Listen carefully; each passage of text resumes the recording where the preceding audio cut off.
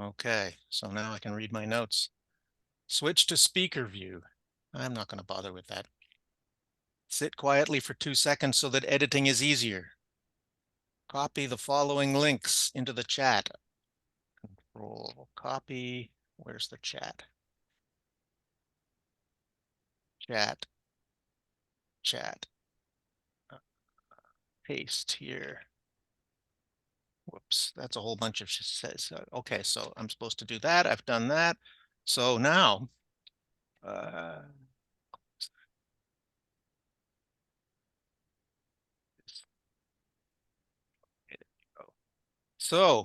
thanks everybody for coming to this meeting. My name is Guy Hanchet. Scott and Beth are traveling, so I agreed to take over, and everything seems to be going smoothly so far. And I've got Jeff to help me out if it doesn't. And we appreciate your presence. And I think you all know who For Our Grandchildren is. We're a climate action group based in Peterborough. We want to inform, motivate, and mobilize citizens to take action to limit climate change. And if you want to find out more, go on the For Our Grandchildren website, and that's one of the links that's there. You can also sign up for our monthly newsletter, become a member, which is free. You can read about the benefits of being a member on the website. You can donate to fund our operations, and you can hold a barn dance and send the money to us, just like Richard apparently just did. And you can follow us on Facebook, Instagram, or Twitter. Robert Lockhart has agreed to acknowledge our presence here on native land. Robert, would you please do that for me? Sure, thank you. So on behalf of those of us gathered here this evening, we respectfully acknowledge that the land we meet on is the traditional territory of the Anishinaabe Mississauga peoples, land which is covered by the Williams and Number 20 treaties. We say miigwech for sharing this land with those of us who are newcomers. Out of gratitude, we answer the call to treat the land, water, plants, stories, and peoples with honor and respect. The original peoples of this land have cared for it and lived on it in harmony with Mother Nature from time immemorial. Our efforts honor the caring for all living creatures and all forces of nature. May we live respectfully in peace, friendship, and reconciliation with the original peoples and not forget that we are all treaty people. Miigwech. Miigwech. Thank you, Robert. We have a few announcements that people have asked to make, and some that I'd just like to make now, which kind of show the degree to which collaboration is already happening in this community. But that's the theme for tonight is collaboration. And first up, I'd like to ask Teresa Godin to talk about an event that she's planning for early in the summer. Great, thank you, Guy. So I spoke at the last 4RG meet about this event, and now it has shifted in form a little bit to a phone zap.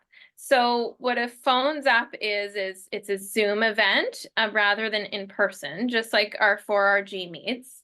And it starts with like maybe a 10-minute or so presentation where we will review a specific issue around climate change and pose a solution. And then at a certain point in the Zoom call, we would all mute our mics. And there's a script that we would have on display with some talking points.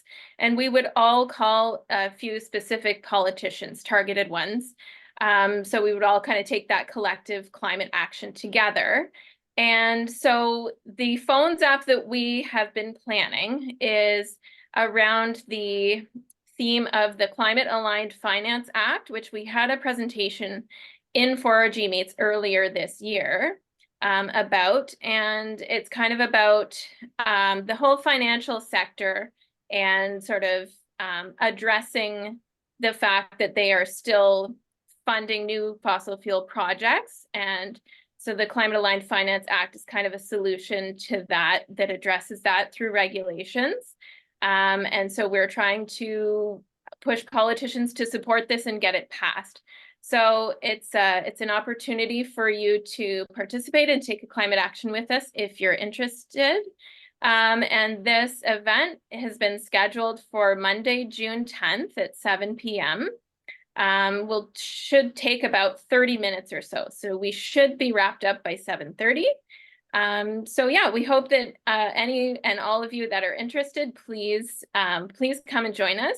We'll be sending out an email with some information and a link where you can register to attend the Zoom meet. And I also want to put it out there to all the collaborators that are presenting to us tonight. We're happy to share that information with you as well, and hope that you and any of your group members that are interested in joining would do so. So thank you very much. Thanks, Teresa. That's not yet on the For Our Grandchildren website, and I was saying that everything was, but that will be there soon. So we'll be able to send out details to everybody. I've asked Robert to talk about another event that's coming up sometime during the summer or late in the summer. Sure, thanks, Guy. For Our Grandchildren is partnering with the Kawartha chapter of the Electric Vehicle Society of Canada to put on an EV show mid-August. It looks like it could be the 17th. It'll be on a Saturday. We're going to share the space with the farmers market. We'll hopefully be in the parking lot near the Morrow building. They'll be across the road in their normal location, and we'll co-locate to try and help feed each other customers. So we're still confirming all of that. I've got a call into the city to see if we can get the space signed up and find out what all our costs and rules and regulations are for that. But we're working hard to make that happen. Also on June the 8th, there's going to be an EV car show in Bobcaygeon. I don't know the exact location yet, but it'll be in Bobcaygeon. And on June the 9th, there's going to be one at the Northumberland Mall. They have a sustainability and EV expo down there in the mall, and it'll be a big one. So I'm going to be going down to it just to see how it works. So we might be able to emulate something like that here to broaden our event into something bigger than what we're thinking about. But that's the plan for probably August the 17th. That's the date we're targeting, and we'll see how it happens. Stay tuned. Thank you, Rob. And a third on my list is I would ask GreenUP to talk about it, but I don't think you're ready for it. So I will talk about it instead. But For Our Grandchildren last year held something we called a Home Energy Expo, at which we invited a bunch of people to explain how they can heat their homes and cool their homes more in a more climate friendly fashion. It was held in Selwyn, and GreenUP has agreed to partner with us to hold one in Peterborough in the fall.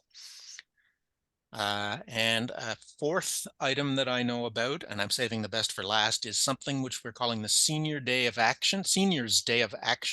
And we're not completely committed to that, but we're collaborating with something called the Seniors for Climate Action Now, which is a across Canada organization, which is organizing something on Seniors Day, which is apparently October 1st. And we have no idea what it's going to be, but it's another form of collaboration. It's not local collaboration. It's one in which we're collaborating with a national organization. And the one that I'm most excited about is the one that I would ask Sam to talk about very, very briefly. It's probably part of her presentation, but I'd like you to talk about it right now because it's such a strong collaboration. Thank you. So as Guy is hinting to, we're talking about the Climate Kinship Program. It's an intergenerational climate mentorship program that is a collaboration between Kawartha World Issues Center and For Our Grandchildren, and it's funded by the New Horizons for Seniors grants. It will run in fall 2024 and winter 2025.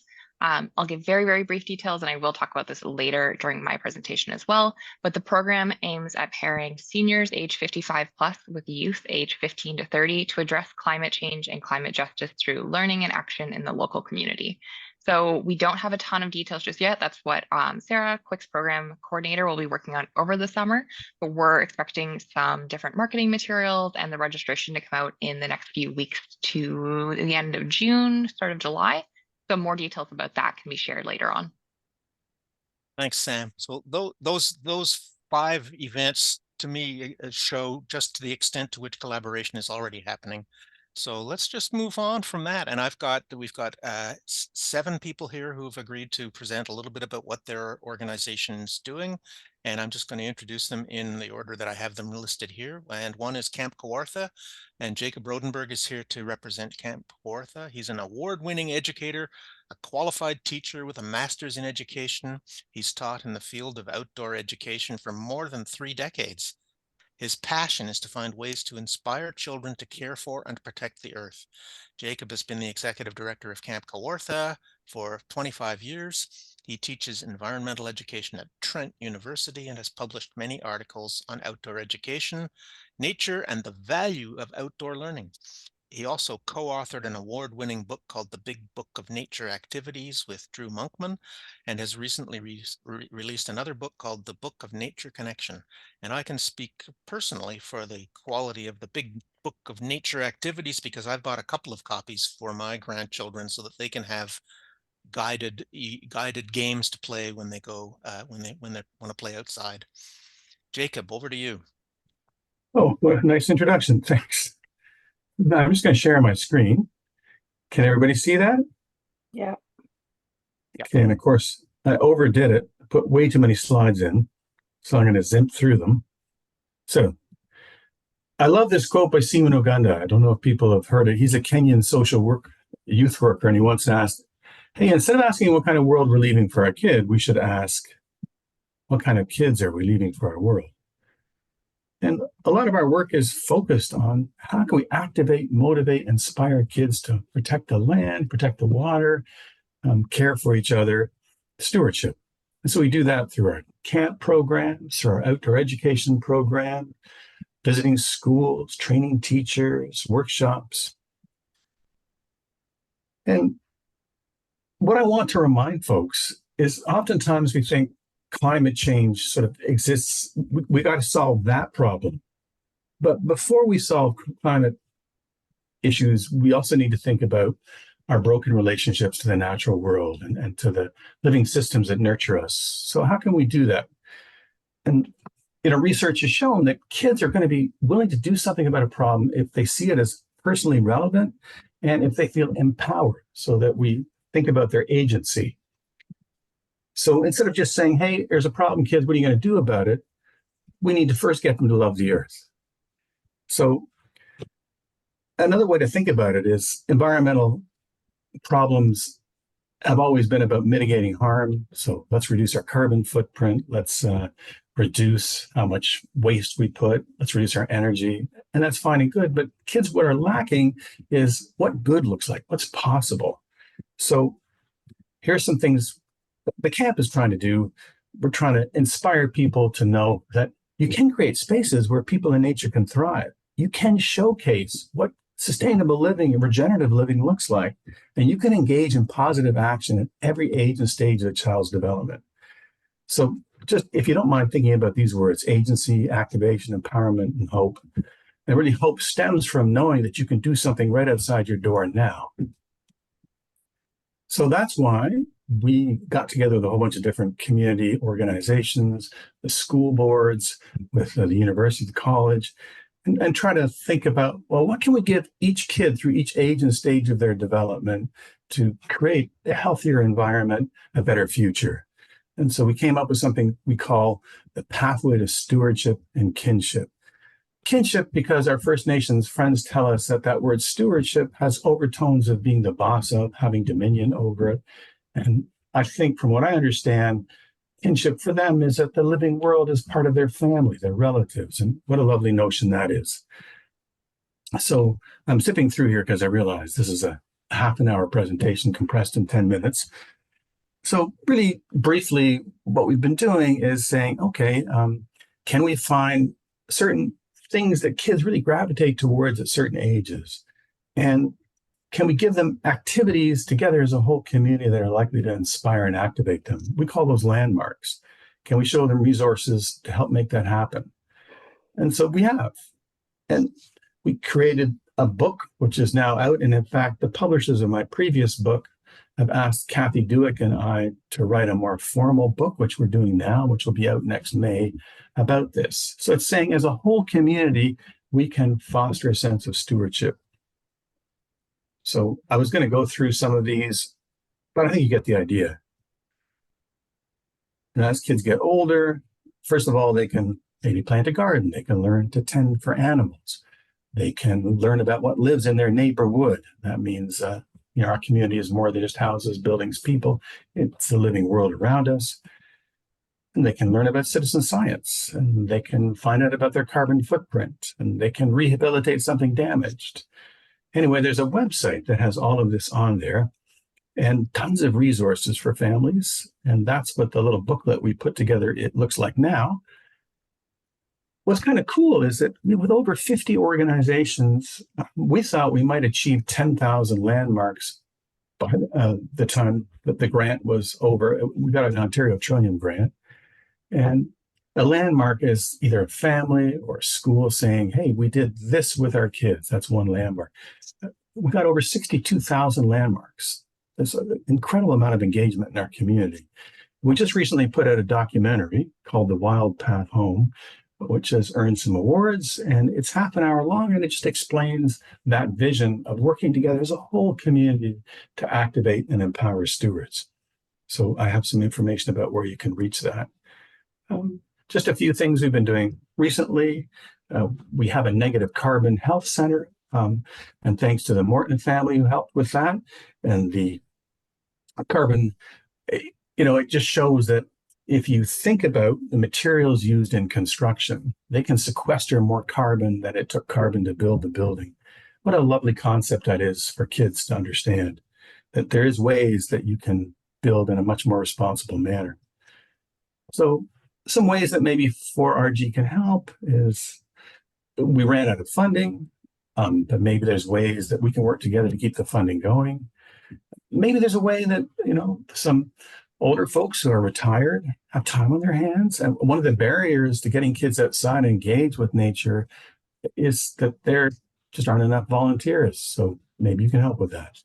Maybe you can help a little bit with rewilding projects, naturalizing school grounds, help calculate carbon sequestering. So you can calculate how much carbon is stored in the tree. And if kids get involved in that, it's a really good lesson.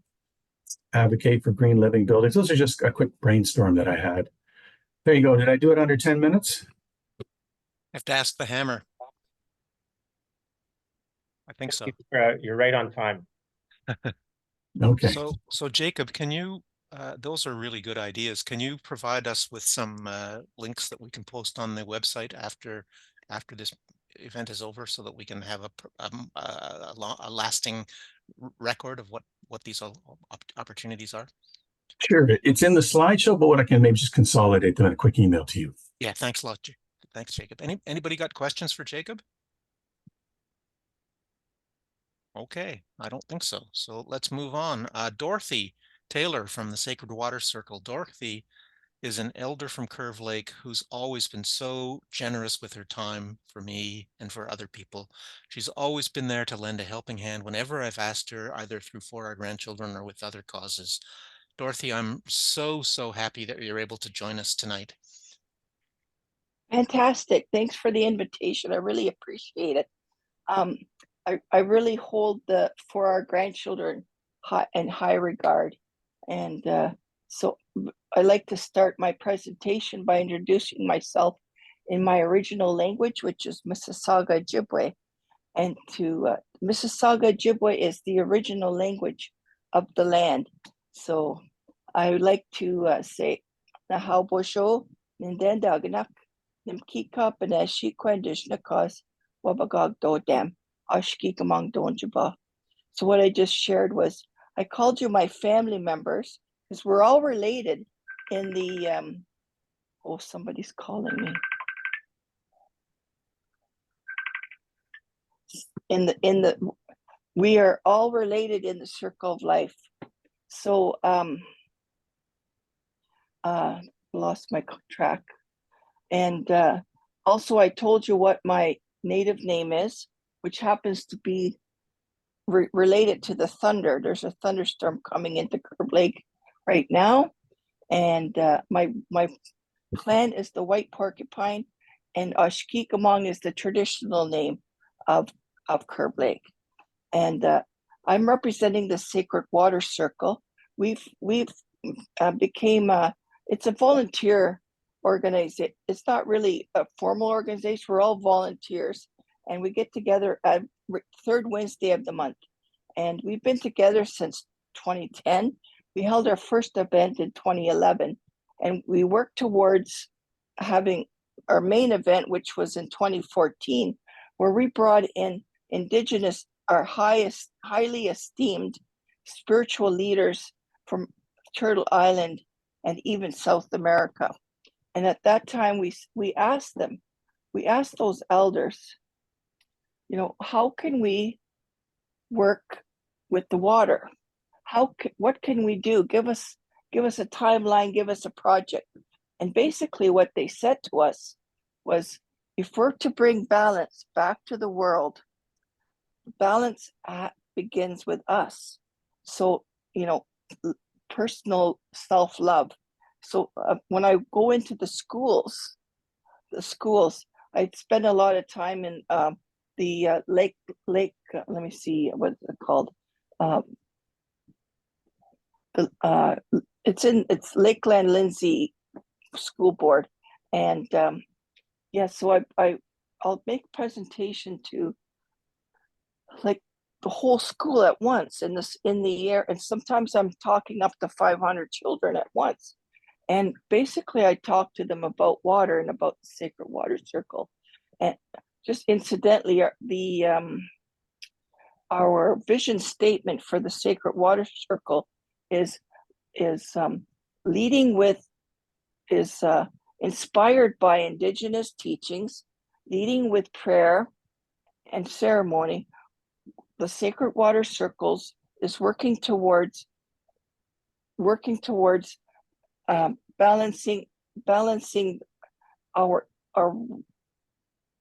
humans and water together.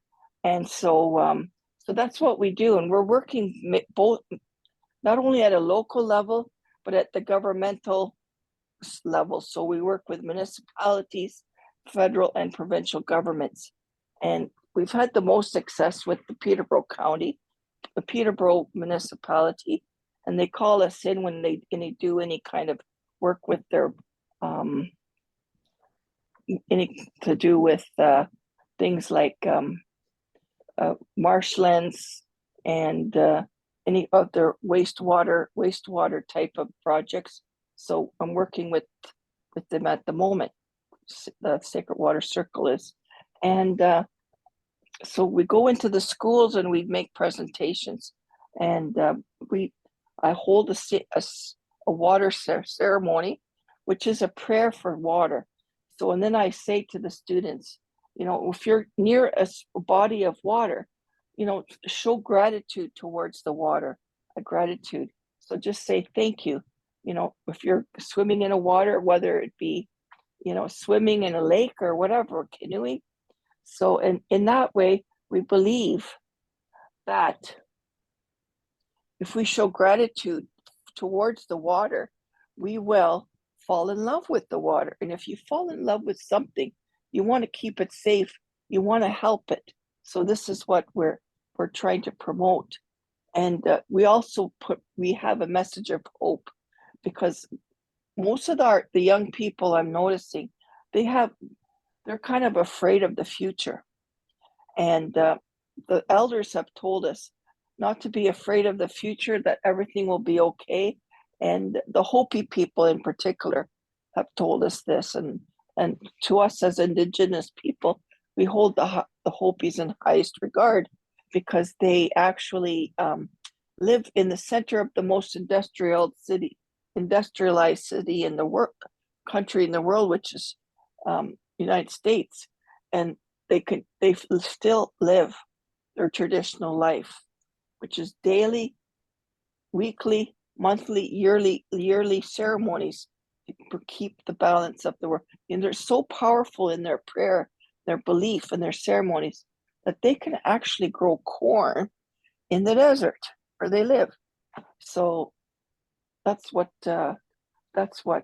we do. And in terms of collaboration, that's pretty well all our work. We can never do nothing alone. So we work with GreenUP, we work with the school boards and anybody who asks us, so like for our grandchildren. And so I think that's about it, how we can collaborate. One of our main projects that we're going to start is we're meeting on Wednesday about it, is one of our members who wrote her PhD dissertation on working with in federal government and provincial governments, and when they make decisions on behalf for the people that would affect the environment, that they always hold the world, the environment first before they make any decisions. And so we've we see a lot of bad news about climate change, et cetera, but the thing is, there's a lot of people such as yourself at the community level that are doing such amazing projects. And I have met with people in the various government positions, and they support that. And so we're going to look at we're going to have a small little gathering in November, and then we're going to encompass ask these people, how can we include a greater section of the federal provincial governments. And what we hope to achieve is an overall structural mindset in the different governments that make policies and laws, to put our mother, the earth, first before making any decisions. So things like climate change, can be worked on and can be changed. And so I'm hopeful, and this is the message that I give to the children, and it really helps them a lot, because many of them are scared, especially in high school or the college and university level. See, when I get married, I'm not having children. I'm not bringing my children a new life into this chaos. And tomorrow is not going to be chaotic. It's going to be fine. We're just continuously working, and everything will return to balance. Maybe not in our lifetime, okay, but we're setting down the structures and the foundations to build on for our children and the next generation. So I think that's about all I can share at this moment. Miigwech. Miigwech, Dorothy. So you've reminded me of so many things that I've learned from you. We were talking before about ordinary magic, but I had forgotten that you were one of the people who taught me that song to say thanks to the water every morning. Yes. And I think I've told you, I walk around here and I just sing it every morning. Nibe. Oh, that's wonderful. It's lovely. It's a lovely Hello. song. Anyway, thank you so much. Does anybody have any comments or questions for Dorothy? Okay, so thank you so much. Next up on my list here is John Kintare from the Kawartha Land Trust.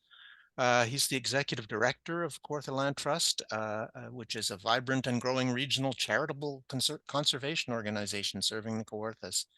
He's a founder of a group of regional land trusts that work with within Williams Treaty's First Nations territory that are committed to meaningful Indigenous engagement with rights holders in the region. But at heart, John is a nature lover, a permaculture enthusiast, dedicated to integrating elements of complex systems thinking to provide benefit both to the environment and the people who rely on it. He believes that communities working together can effect great change and create a lasting impact on our shared landscape. John?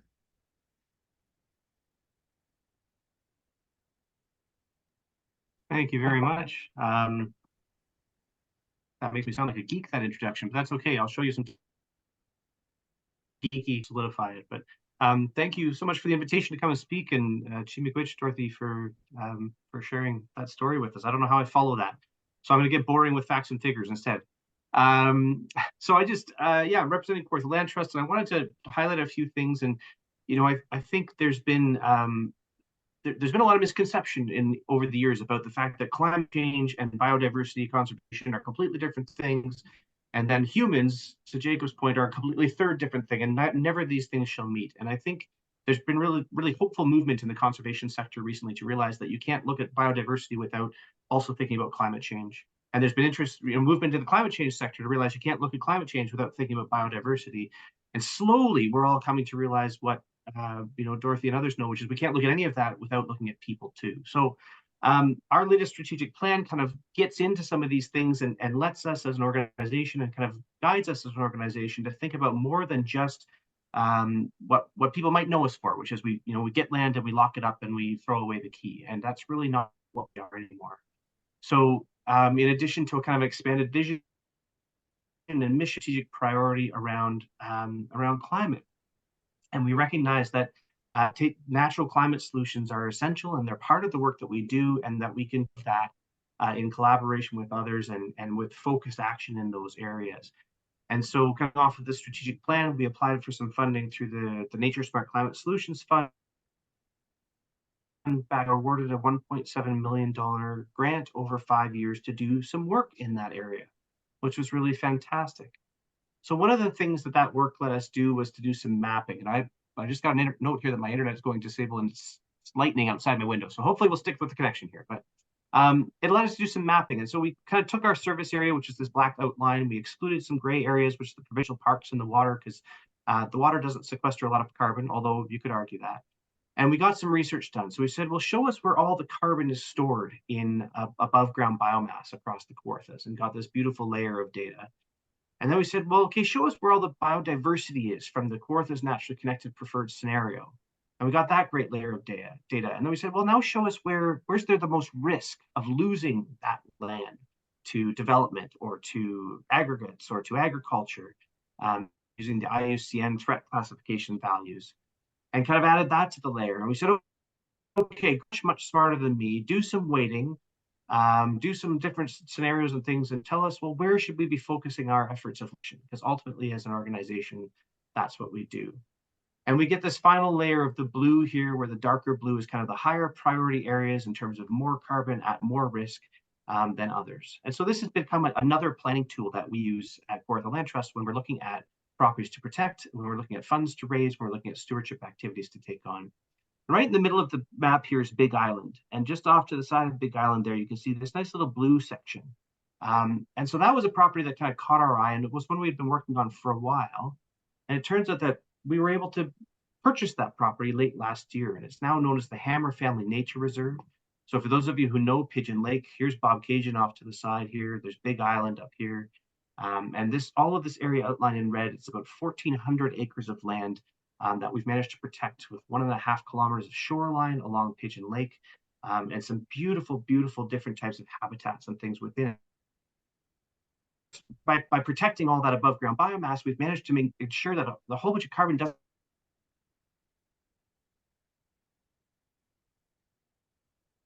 get and condo complexes and a huge those trees. And of course, none of that's going to happen now that we've managed to put it under protection. The other really neat thing about this property is that it opens up some opportunities for real collaboration on a number of different fronts. And I spoke about the fact that we're getting beyond just biodiversity to look at climate and to look at people. And this property is an amazing microcosm, amazing example of all of those things mixed together. So as well as having huge opportunities for ecological enhancement, there's also great opportunities to create some recreational open space throughout the property. But there are also these buildings on the point of land. There's a 17-bedroom mansion that was built in 1913 sitting there waiting for some great idea, some great collaborative project to come and make good use of it. There's a beautiful old log cabin, which needs some restoration work, but it's still got some good bones to it that, again, can provide lots of really interesting opportunities. And there's some spots for agriculture and for parkland and other things, too, on this property. So there's really everything. It's like the Kawarthas shrunk down in terms of having all sorts of different uses. And, of course, just around the corner from Curve Lake, just through Gannon's Narrows from Curve Lake, which has some interesting possibilities, too.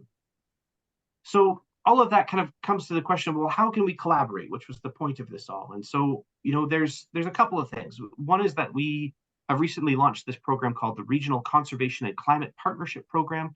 where we've have a wonderful person who's joined our team whose sole job it is to go out and talk to other agencies and organizations and people and find ways that we can collaborate together on conservation work, on climate work, and of course that includes people work as well. So that's one place where when we come knocking at the door, Zoe's on the call tonight, when she comes knocking at your door, please answer or pick up the phone or what have you, because it would be great to kind of put some time and effort into figuring out some of these bigger pieces. Another way that we collaborate is we have a saying that we like, which is that land is the answer. I don't know if you've ever met Tom Unruh and my colleagues, but he will go through meetings chanting this and getting the whole crowd up and running and going and saying land is the answer. And so one of the questions we always ask is, well, how can the land answer your needs as an organization, whether it's for our grandchildren or anybody else on the call tonight? You know, if you see something here at the Hammer property or elsewhere, if you need a place to do something, we have places. We have lots of places, and there's lots of things that are possible there.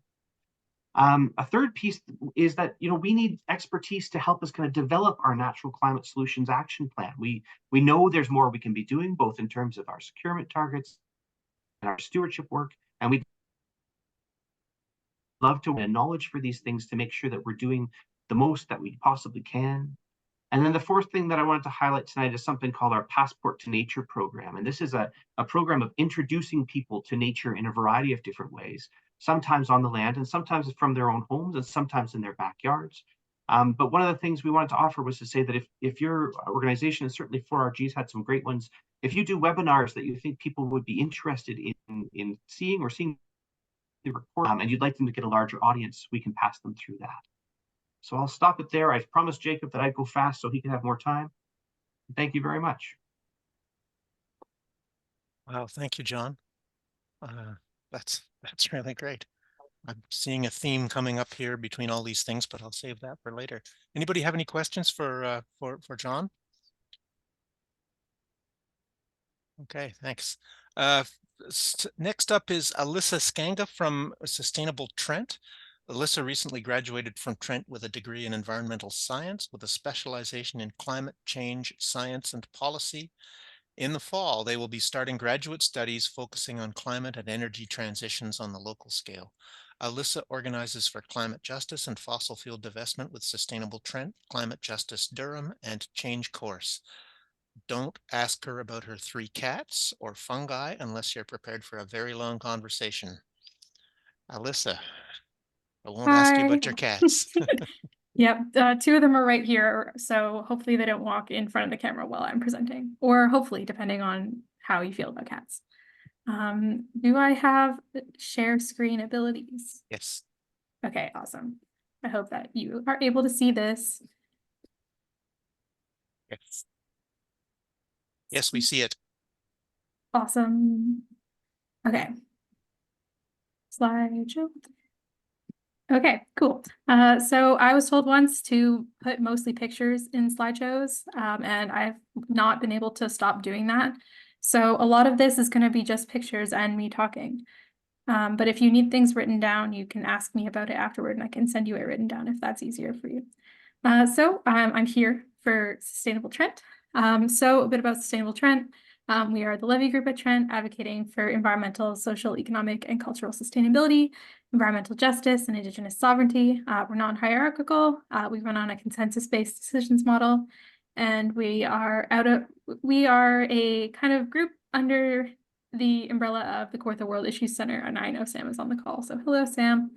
Good to see you. So we do a lot of different kinds of actions. And I wanted to pick a bunch that were based on collaborations because I know that's kind of the theme of the day.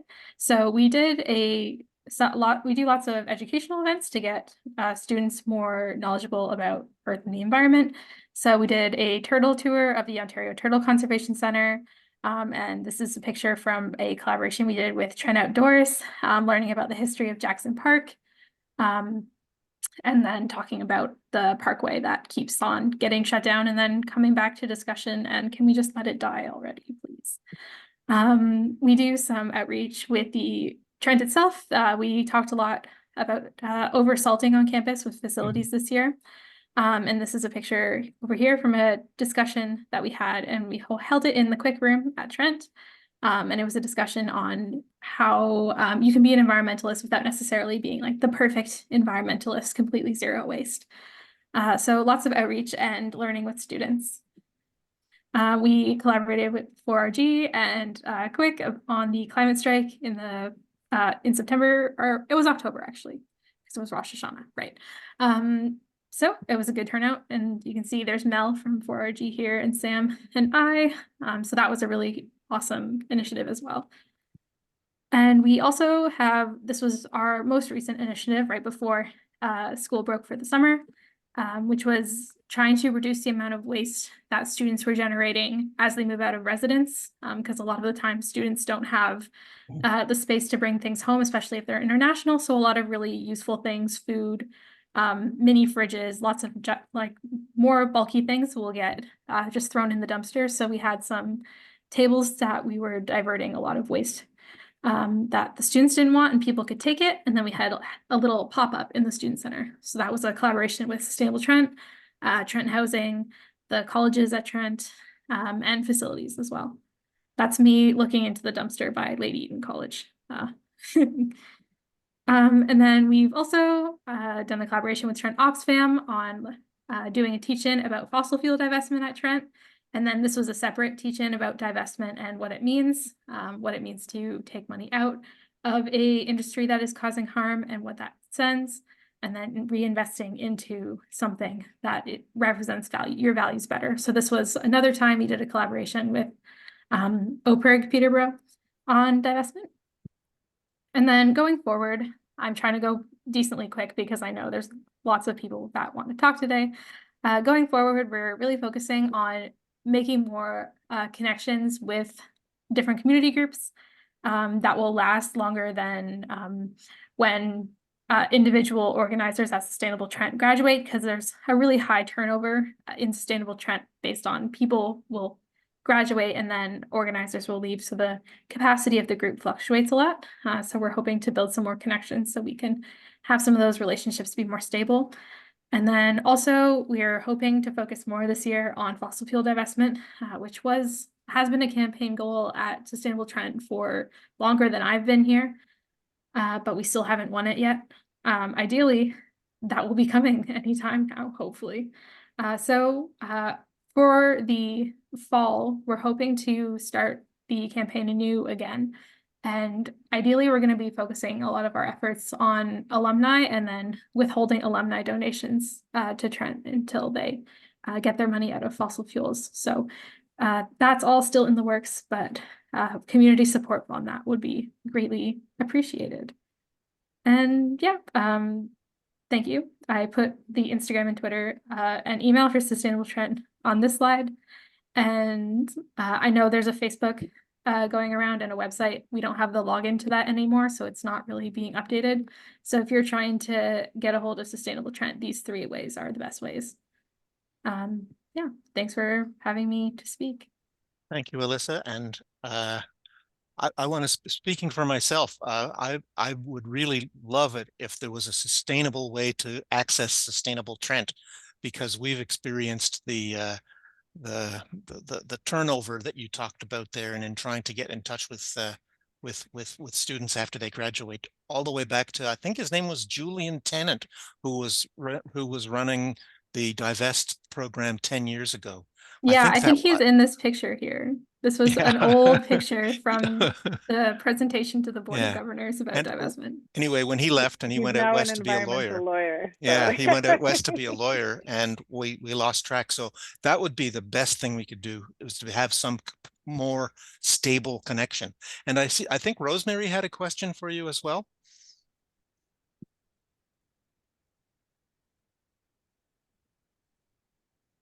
Rosemary, can you unmute yourself and ask your question? We can't hear you. Is it this one that's in the chat? She did put something in the chat, but I couldn't see.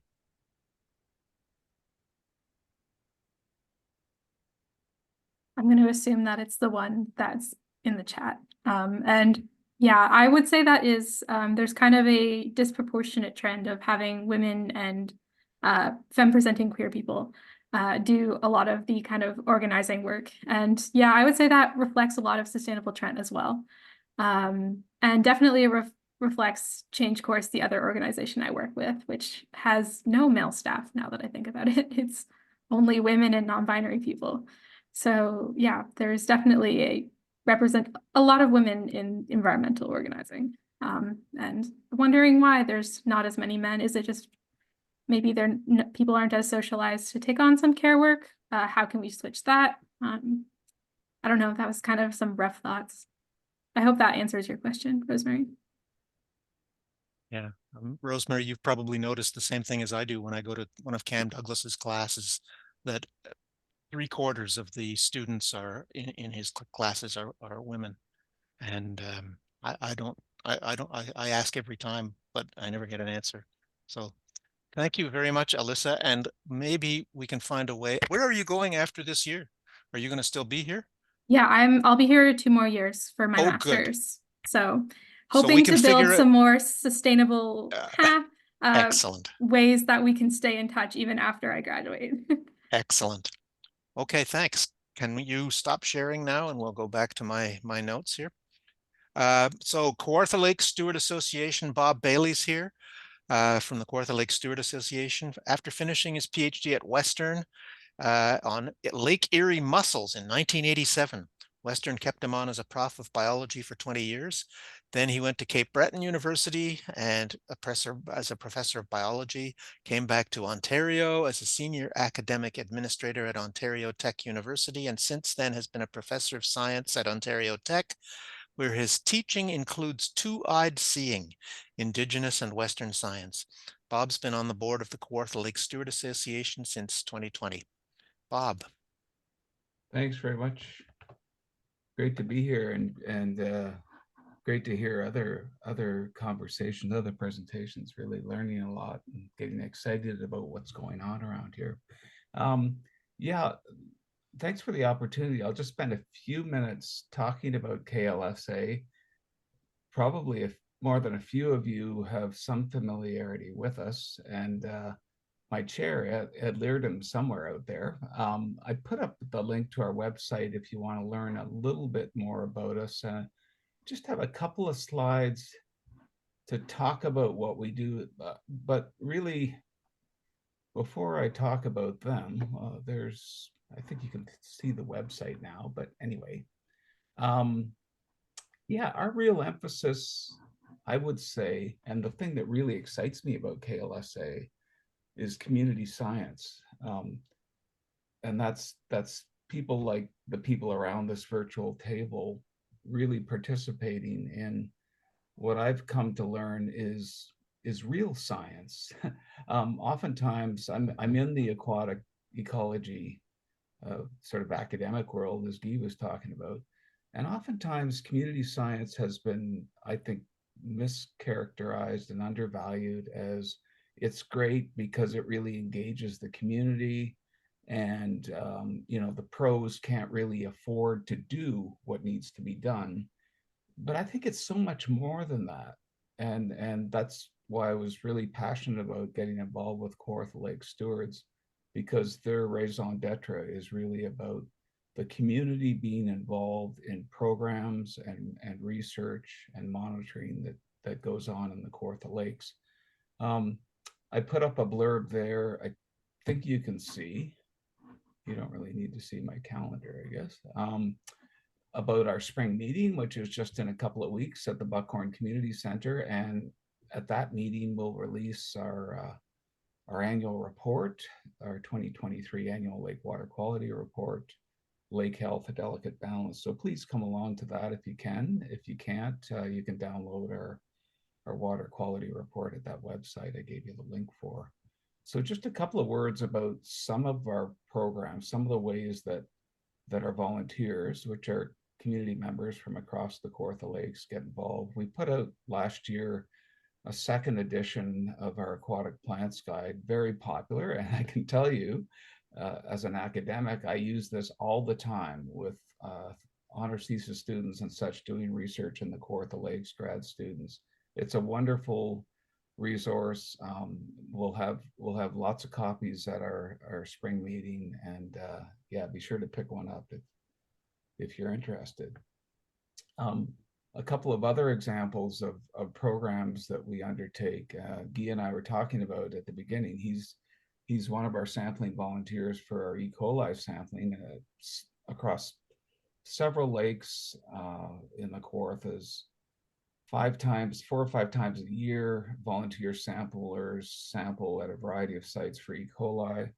We've got an amazing database. I had a couple of students working on this database for their 4th year projects this year, going back to 2001, looking at E. coli concentrations, sites within lakes, among lakes, across the summertime period. Really valuable resource for our community and for the aquatic science community in general. The ironic thing about this, and the reason I put the cover of our way back when 2002 lake water quality report was the reason for E. coli bumps in E. coli concentrations then was it was speculated that it was primarily had to do with waterfowl abundance.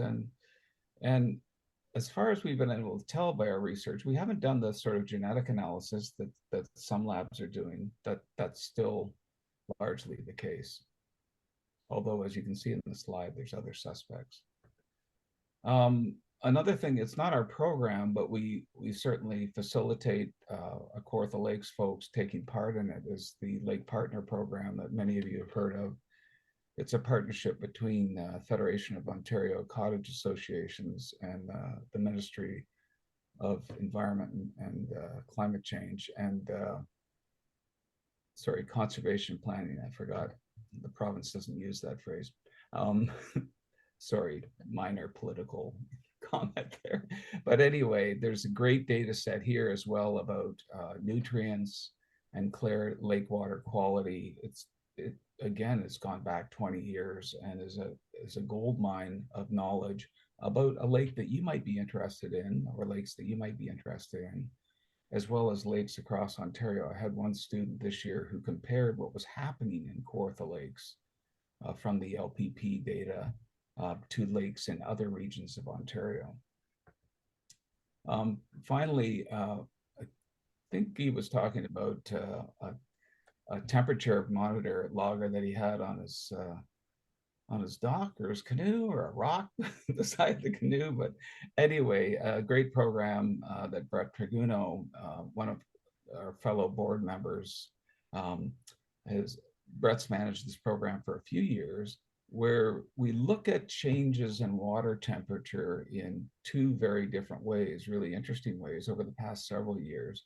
One is, as Guy was talking about before we started the meeting, really near shore or at shore water temperatures, which in the Kawartha Lakes tend to, as many of you know, tend to go up and down really quickly with air temperature.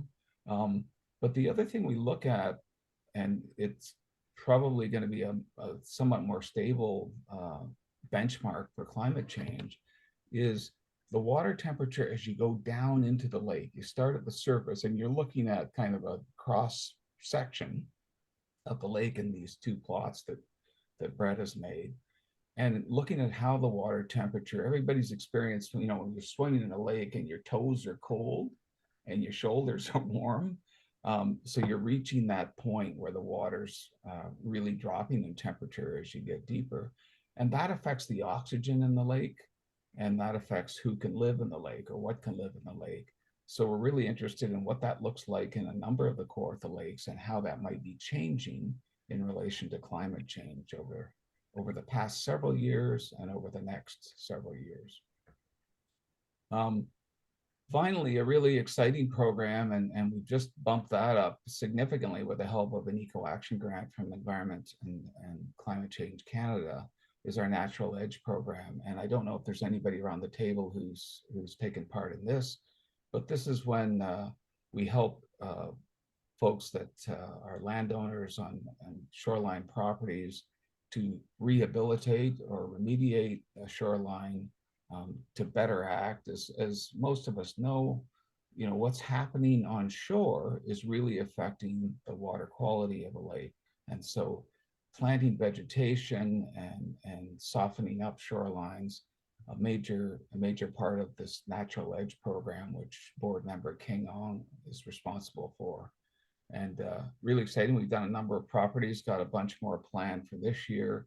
And in addition to that, as I mentioned, we got this Eco Action Grant where we're going to be participating, and we've hired for the first time a couple of KLSA interns, and we're just those two folks and I actually are participating in a Love Your Lakes training couple of days starting tomorrow and Wednesday, where shoreline properties are evaluated and reports generated. There's lots of great data for the lake shoreline properties as a whole, but also a report which will help landowners, hundreds of landowners, with ideas about how they can better remediate and create more protective shorelines of the lake ecosystem. So those are some examples of the kind of things we do.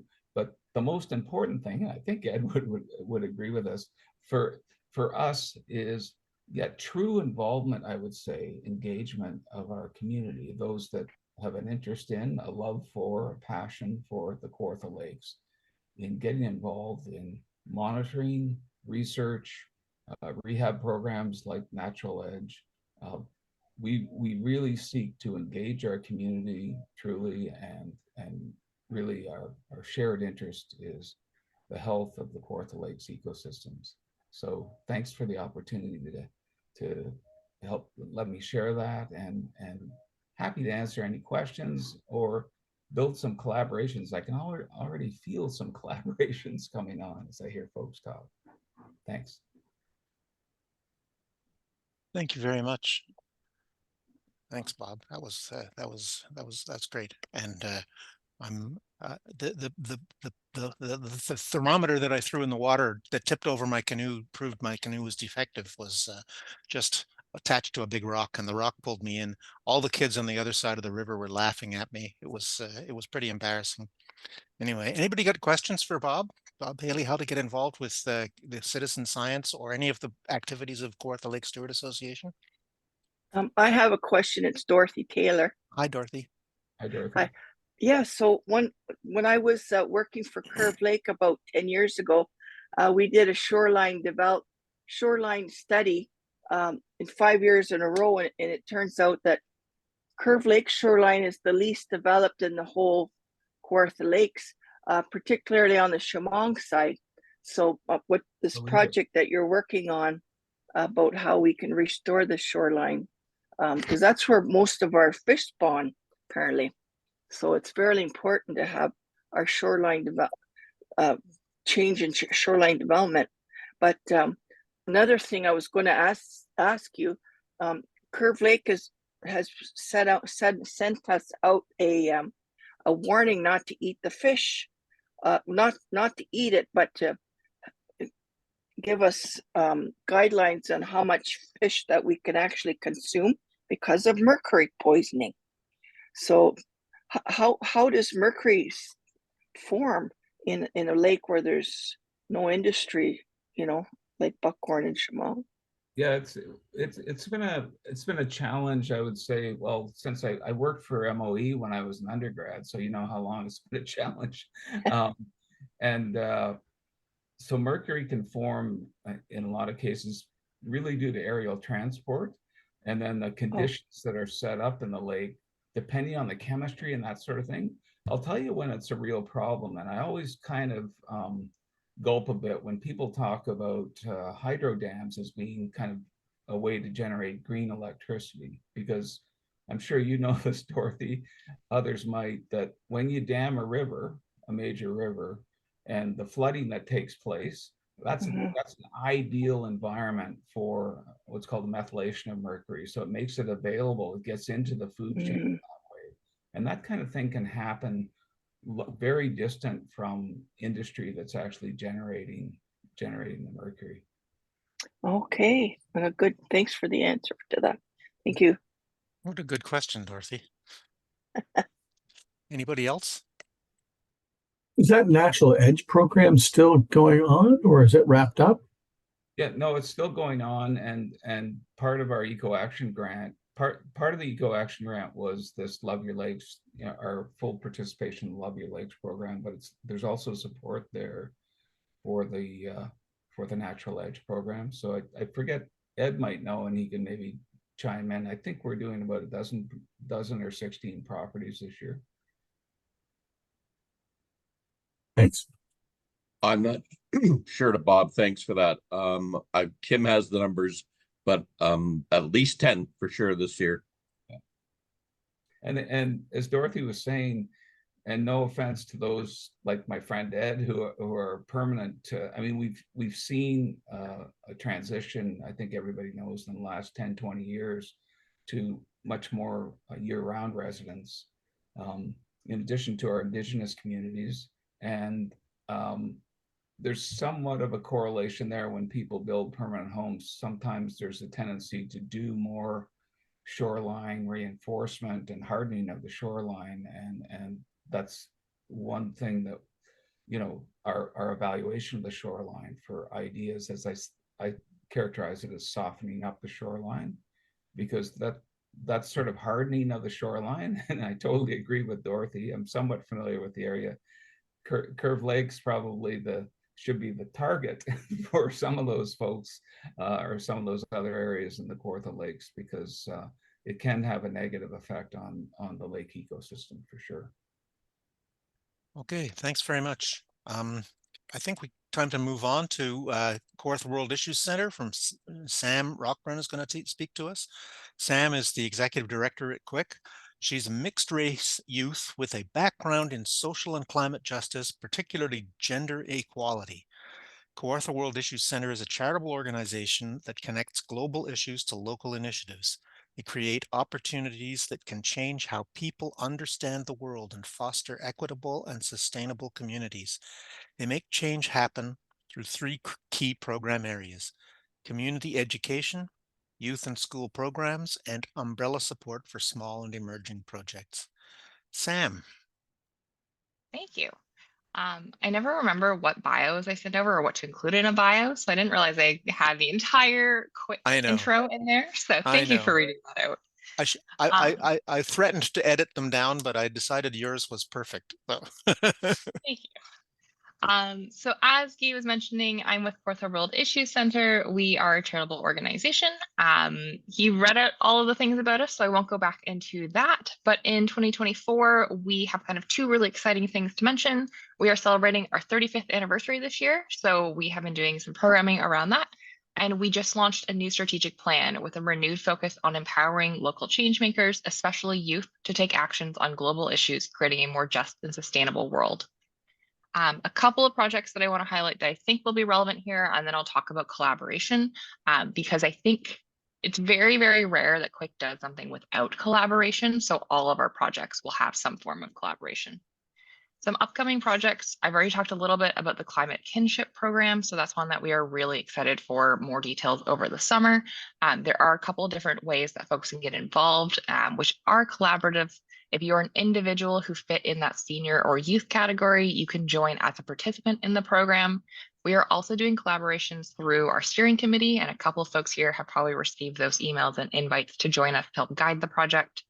We will be delivering workshops in partnership with different organizations, so we'll be reaching out for those as well as just sharing it with your networks. If you know someone who'd be a good fit for the program, reaching out to them or sharing it on your social media or your newsletters is a huge help in getting programming out there. Some other upcoming programs that we have, I know I talked about it in the comments and Alyssa had photos of it from last year, but we have been participating in an annual fall climate event for about 2 years now. 2 years ago, it was Protect the Planet with Paca and 4RG, and Linda and Al Flavin were really leading the charge. Last year was the fall climate rally that we did for Fridays for Futures, and we're looking forward to doing something like that again this year. We have also been participating in a project called Returning to Mother Earth, exploring SDG 5 and SDG 13, so gender and climate. We were doing community conversations throughout 2023 with different community partners, and we will be doing community and classroom workshops in the fall. It's something that's really interesting, and I think Rosemary's comment earlier around how climate and gender seem to be intersecting a lot, especially locally, there is something to explore because we know the effects of climate change are gendered and racialized and classed, and we have all these different intersections, but we aren't seeing much conversation happening on what that actually looks like. So we're starting to explore that locally. And as mentioned, 35th anniversary this year, so we have a couple of different events around that, and we've launched a couple of different programs. In terms of collaboration, as mentioned, we love collaboration. I am fairly certain it is very rare that we are doing something completely on our own, whether it's our annual International Women's Day that we have around 10 different organizations supporting and collaborating on, the climate rally, which was, I think, a trio of us plus many more others, returning to Mother Earth, the climate kinship program. We love to do things in collaboration. And we really do believe it is the key to a successful project to ensure that we are having diverse voices at the table and having those perspectives heard. So whether it's on a steering committee, which most of our big projects will have a steering committee, or it is on a deliver a workshop, partner with us on a community conversation, we will bring in everyone that we can. What else was I going to say on that? Many of our projects will also feature collaborations on specific parts, as mentioned. So our Amplifying Gender Equality project brought in community conversation partners and workshop partners. So it's a way of reaching different audiences a bit easier for us. I'm just like breezing through this so we don't have to worry about the time limit, which is really nice. There was a question posed about other ways that you can support our work, and there are quite a few ways. So as I mentioned, join our steering committees, partner with us on the different projects that we have. If you have opportunities for collaboration, reach out. I would also really recommend showing up and taking part in programming. That's something I think in the half an hour that we were here before, when we were doing like all the tech support, we talked about how you'll have like 50 people register and 25 will show up. And that is a huge part, is that showing up to actually hear the information. So whether it's attending programs and events, reading about the project, or meeting someone new when you come out to these initiatives, it's just an opportunity to get involved. Once you are familiar with the programming, or even if you're not familiar with it, we are always looking for volunteers.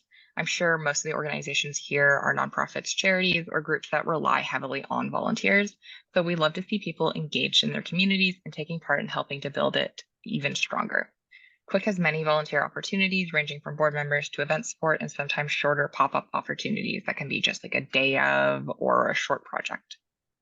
And then finally, I think someone else mentioned this earlier, we also encourage donations. As again, a charitable organization, we are really grant-based funding right now. So donations help us do these really innovative projects like climate kinship and add additional layers on top of what's funded by the grant. In the original question, we also got asked what skills, knowledge, expertise can we offer to other groups, which I think is a really important one. Instead of just asking for collaborations, like what do we actually provide? So we have quite a few different areas of expertise. I know I sit on quite a few different committees in the community. Many of our other staff also as well. I know Chloe is here. She was actually with me earlier, and I'm sure she participates in quite a bit as well. So happy to join those when requested or invited to. We also offer official support opportunities through our umbrella groups. So I know Alyssa was talking a little bit about that quick umbrella, and that is something that we're able to offer kind of on a need to be basis. It is formalized. It can provide a range of support, including administrative support, financial support, programming, and leadership. A couple of them that we currently support is Sustainable Trent Oxfam, START, and TRAC's youth program. So TRAC's is a pretty big one that I'm sure many folks here are familiar with. But we've also previously supported groups like GreenUP, Reframe Film Festival, Youth Leadership and Sustainability, Kawartha Food Share, and many others. So it's an interesting way of doing collaborations around supporting emerging initiatives so that they can go participate in the community as well as a standalone group. I think that is all that I'm going to share right now. Follow us on social media, on our newsletters, and then definitely check out Climate Kinship. We're, again, very excited to have this program and be able to offer this as an intergenerational mentorship opportunity. So you'll probably hear me and 4RG and everyone else who's involved talking about it quite a bit over the next few months. Thank you, Sam. That was wonderful. And I just realized that you when you mentioned that you'd gotten students to come out to various events, sort of street events that we've done last year. And I talked earlier about doing this Seniors Action Day, which is supposed to be the 1st of October. I think you'll be hearing from me on that one. I made a note of it earlier. I was Yeah, oh, actually good. thinking I'm glad, because that sounds like a perfect fit in question in terms of timing and kind of collaboration, both outside the community and within the community. Great. Anybody else got questions or comments for Sam? Okay, well, I think our last presenter today then will be Natalie Stevenson from GreenUP. Natalie is the Director of Programs for School and Business Programs. She has a Bachelor's of Arts with honors in Environmental Resource Studies and Sociology from Trent. She's passionate about the intersections between social and environmental problems. As a host of experience in grassroots community organizing, when not working on Green Economy Peterborough, you will find Natalie riding our local trails with her 2 kiddos and volunteering on community projects, including King Edward Community Garden and Peterborough Veg Fest. Natalie. Hi, thank you so much, Guy. I'm just sharing the screen. Can we see it yet? Yep. Yes. Thank you so much for having me. Tegan wasn't able to be here. Disappointing, I know. Our executive director, Tegan Moss, is awesome, but she was, due to a volunteer commitment, she's out there collaborating with another organization this evening. So you're stuck with me. As mentioned, I'm a proud Trent grad. I've been at GreenUP for 5 years and 3 roles, and that bio is out of date because one of them was my last role. Currently, I do support those programs for school-age audiences and business audience, and you'd be surprised how much those 2 audiences have in common. So GreenUP was founded in 1992. We're 32 this summer. Our mission is to inspire healthy and sustainable action in the community. We are a charity. Our work is funded through grants, fee-for-service revenue, donations, and income from our social enterprises, which you may have heard of, the Store and Resource Center on Elmer Street, and Ecology Park Nursery on Ashburnham Drive. GreenUP is also the recipient of a service grant from the city, which provides foundational capacity for our work. We are a true community endeavor and work with dozens of partner organizations throughout Peterborough and the Kawartha, some of which are on the call. We'd love to collaborate with more. We are extremely collaborative as well. So we do this work through 3 pillars. We just did a new strat plan. It's coming soon, and the pillars have not changed. So they are teach, act, and engage. And I'll share a little bit more about the GreenUP programs that fit in each area and how you can take action to support the work. So teach, first up, is our hands-on programming, workshops, educational events, and cycling education for youth, as pictured here. So this month, we're coordinating the Peterborough Children's Water Festival, which is also a community collaborative. Riverview Park and Zoo flooded with 1,300 children over 2 days, learning about water conservation, cultural impacts of water, and how we can treat water better in our lives. That we're also hosting field trips at Ecology Park starting tomorrow, and we're planning and staffing up our summer camps, which will bring over 200 kids on earth adventures and urban bike adventures this summer. So speaking of Ecology Park, we have our opening day for the native plant and tree nursery this Saturday. There's Vern ready to get native plants and trees in more gardens throughout the region. We'd love to see you there and put some plants in your hands and disseminate them into the community. I also want to highlight some online teaching resources for schools. So if folks can't get to the water festival or out to the park, classes can't always get a bus, we have online tools to turn classes into community climate heroes. And moving to ACT, some of our memorable past projects that you may have been involved in include our Waterwise Gardens and Depave Paradise, where we depaved 9 locations in the region. We also have demonstration gardens at Ecology Park and some community beehives too, showing folks how to do it. Current programs that create action include our home energy programs, where we support homeowners with the information they need to make crucial emissions reductions in that sector. These are photos of our energy team hard at work doing assessments in homes.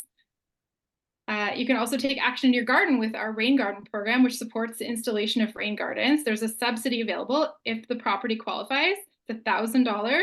This is open to residents and businesses in Peterborough. And for the business community, we have a local green economy hub called Green Economy Peterborough that supports businesses to measure and reduce their emissions and collaborate with each other. Everyone wants to know what businesses are doing. We're doing our part. What are the corporations doing? This is how you find out, getting involved with Green Economy Peterborough. And last but not least, our Engage pillar. Some of our memorable past projects here include Neighbor Plan, Peterborough Pulse, and Sun, Sustainable Urban Neighborhoods. You may have been involved in those. We've just started working on a new Living Cities project with Green Communities Canada, which involves similar principles of participatory planning. But right now, we're in the middle of engaging folks. Oh, there's Tegan. You did get to see her this evening. We're in the middle of our Shifting Gears May Challenge, which we've been running in this community for 20 years this year. It's an anniversary. It's not too late to accept this challenge. Register and track your trips using sustainable travel modes all month to win prizes and get access to resources, some workshops, some appointments, a bike, and lots of supports for folks who ride bikes, walk, or take transit. We also have an awesome group of very engaged orchard stewards who volunteer to care for the community orchards that are located in parks throughout the city. I love those volunteers. And of course, the GreenUP Store and Resource Center. This is often the first point of contact in the community where people learn more about what we do. We focus here on local and zero waste products, and so low-hanging fruit for folks that, tell your friend, take your friend there, give them a gift card. Always helpful to get them in the door and get them started to think about their impact. Okay, to wrap up, please get involved with us. Of course, stay connected. We're Peterborough GreenUP on Facebook, Twitter, or X, and Instagram.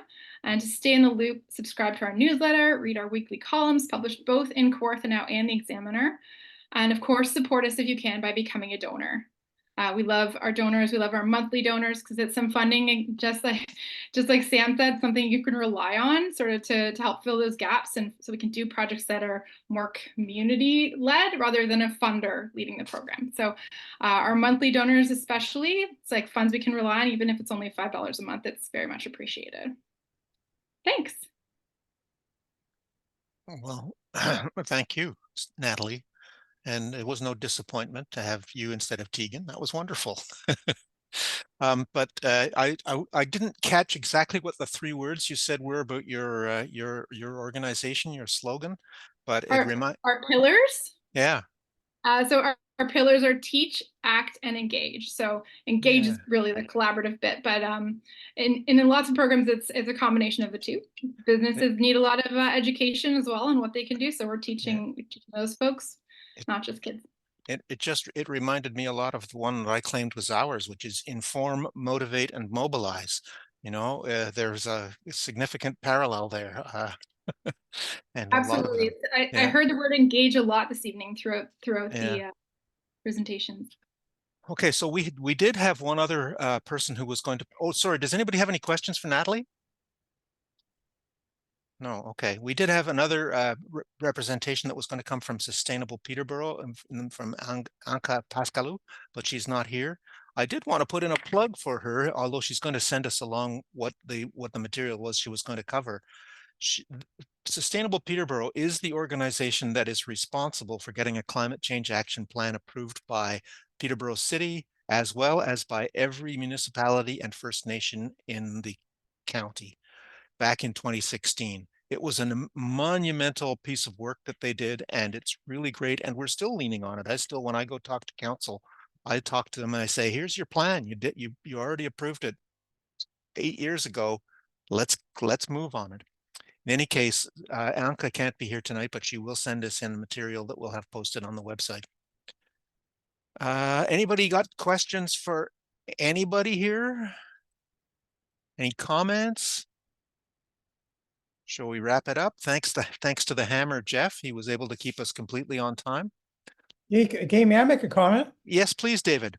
Yeah, I just wanted to say, just as an individual that's been involved with 4RG, it often to me seems like an incredibly lonely fight, this fight against the environmental degradation we're seeing all over the place.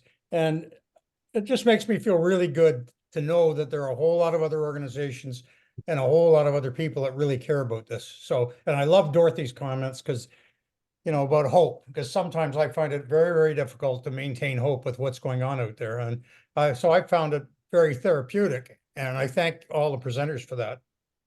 And I echo that. And I want to emphasize to you, David, that they're all younger than us. Yeah.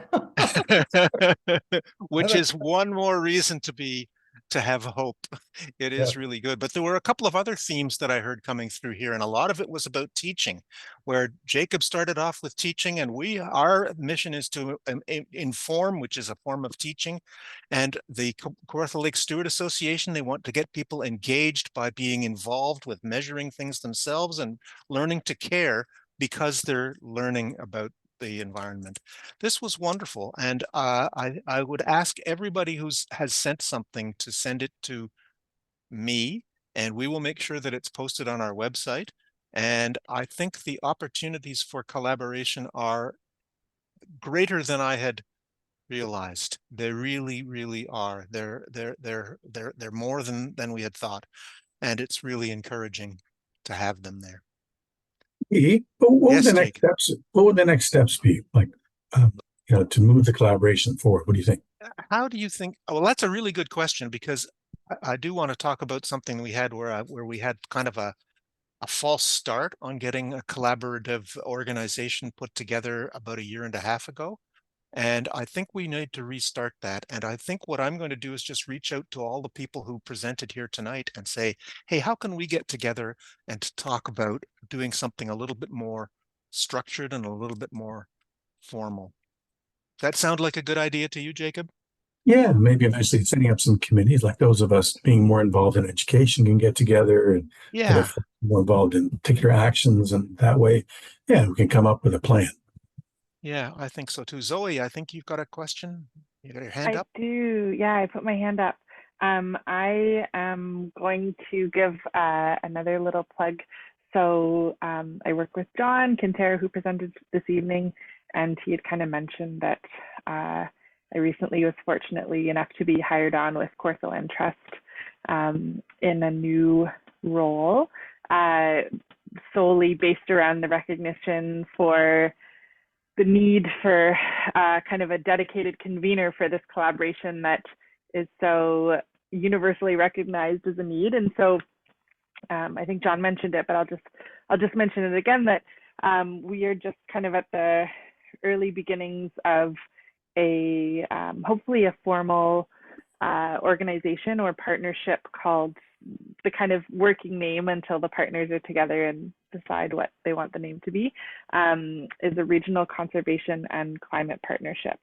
And this is coming out of a model based in the States that's been very successful, and also become a very strongly supported model in the States.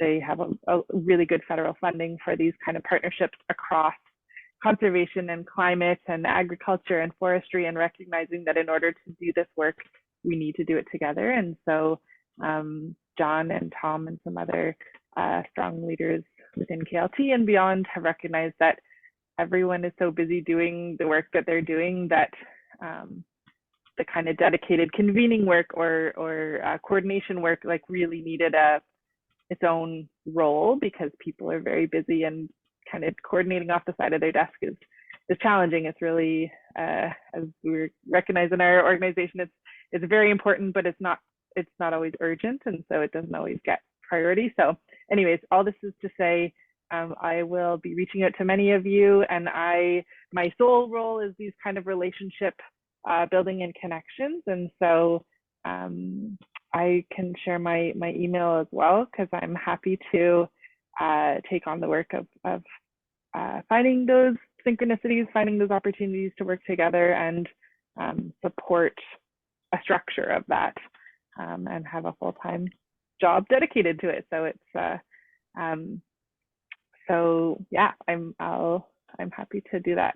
So Cheryl asked me to repeat the name of the new organization. So kind of the style of structure is called a regional conservation and climate partnership.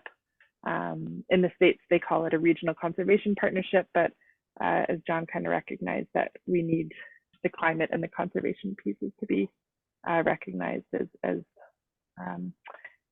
mutually supporting each other. So yeah, so, and I can be found through the Kawartha Land Trust website as well. So we can chat about it, and Jacob, I think we've chatted a little bit, but we'll continue to, and I'm just happy to support any of those opportunities for this collective impact work to strengthen it, because there's just so many amazing folks within our communities that are doing this work. So yeah, sorry, just I turned this into a plug, but it's a plug for getting everyone together and supporting the work that you all are doing.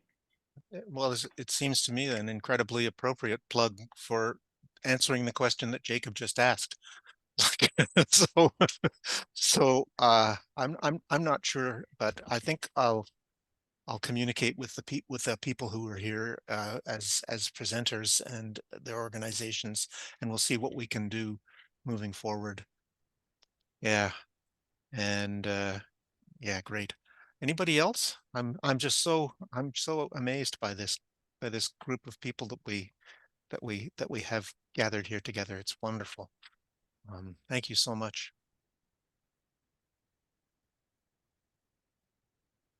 Okay, I think that's it. Good night, everybody. Thanks a lot. It's raining like anything here, so Yes. I'm gonna.